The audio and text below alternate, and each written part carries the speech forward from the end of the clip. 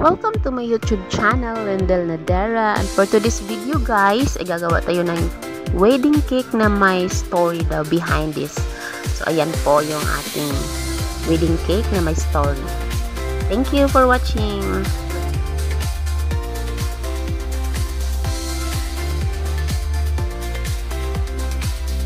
It's our first time nga pala guys na gumawa ng wedding cake na hindi yung literal na mga wedding cake, usual pala na wedding cake ginagawa. Ito is iba siya, para lang siyang customized cake for birthday cake.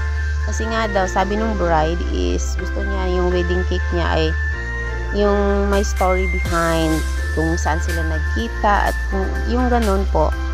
So yun po, wish granted po sa bride po. So ayan, kaya gumagawa na po tayo ng cake natin na naaayon po sa gusto ng bride. Ang size nga pala ng cake na to guys ay 8x4 and 6x4. So chiffon lang po ang gusto ng bride, kaya yan po, chiffon po ang ginagamit natin sa ating cake ngayon. Usually po kasi kapag wedding cake ay mga choco moist, extra moist, ganun po ino-order namin. Pero dahil nga siguro higpit sa budget ng bride natin, kaya ayan po, chiffon po yung ginagamit nila, nire-request nila sa kanilang cake.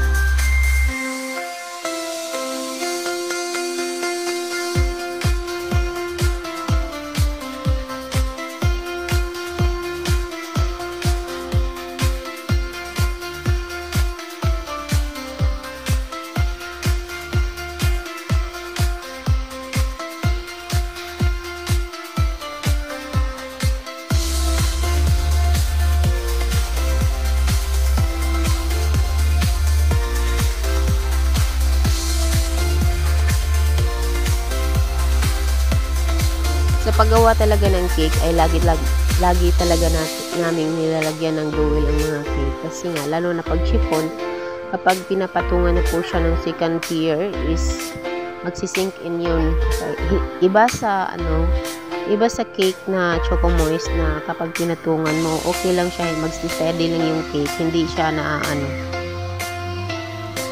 nagsisink. So steady lang talaga. So ganun po yung paggawa namin ng cake. Siguro naman hindi lang sa amin, so sa lahat naman siguro ng gumagawa ng mga customized cake na ganito, lalo na kapag 2 tier, 3 tier, gano'n pa kataas yan ng mga tier, so nilalagyan talaga nila yan ng mga dowel. Yun po talaga, yung dowel po natin, yung mga straw po, yan po ang ginagamit namin na dowel.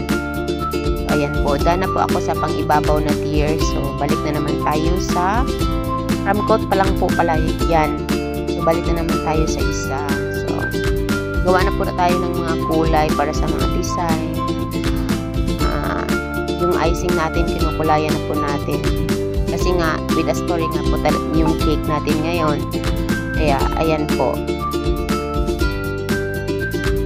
Ang kulay nga pala na gusto ng ating bride ngayon ay kulay blue guys. So, ayan. Kaya, blue po yung unang hinahalo natin na kulay. Ang gamit nga po pala na icing namin ay hindi po yung sa itlog, hindi po is whipped cream po yung gamit namin na icing, kaya napakasarap po ng aming icing guys. Kahit po yung icing na lang po, wag na lang po yung cake, masarap na po talaga yung kain. So ayan po, hindi po siya maamoy malansa kasi nga po whipped cream po ang gamit namin. Medyo nga mahal nga lang po kasi nga whipped cream po, hindi po siya itlog. Kung gusto niyo naman po makamura at saka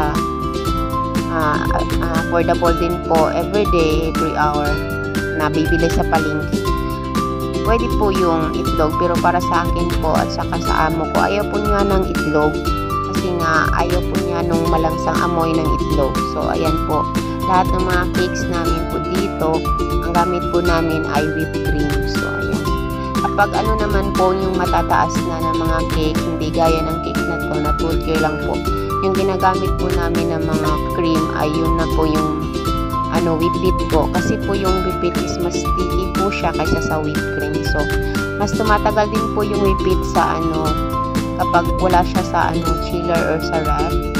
So tumatagal po ang whipped sa stability. Ganon po, hindi po siya nalulusaw sa labas po. Kaya po, much better po yung repeat sa mga malalaking cake. Pero sa ngayon po, yung gamit nga po natin is whipped cream. So, ayan po, tinatapal ko na po yung kulay blue sa ating cake ngayon. So, ayan po.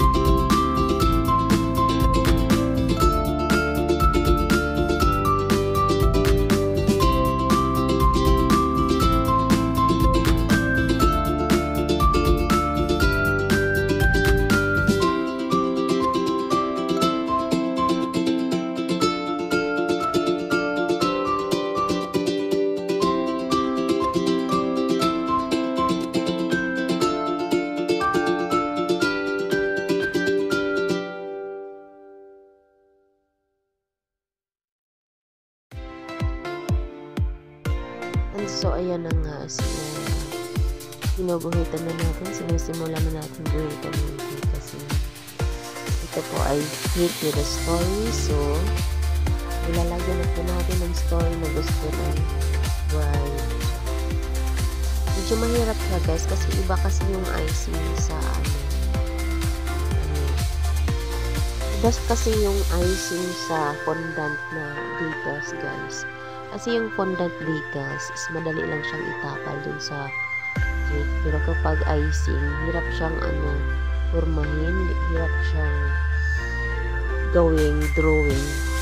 Kaya, para sa akin na baguhan, hindi naman ako ganun talaga ka-expert sa paggawa ng cake. Kaya ayan, nangangapa talaga ako sa cake na to.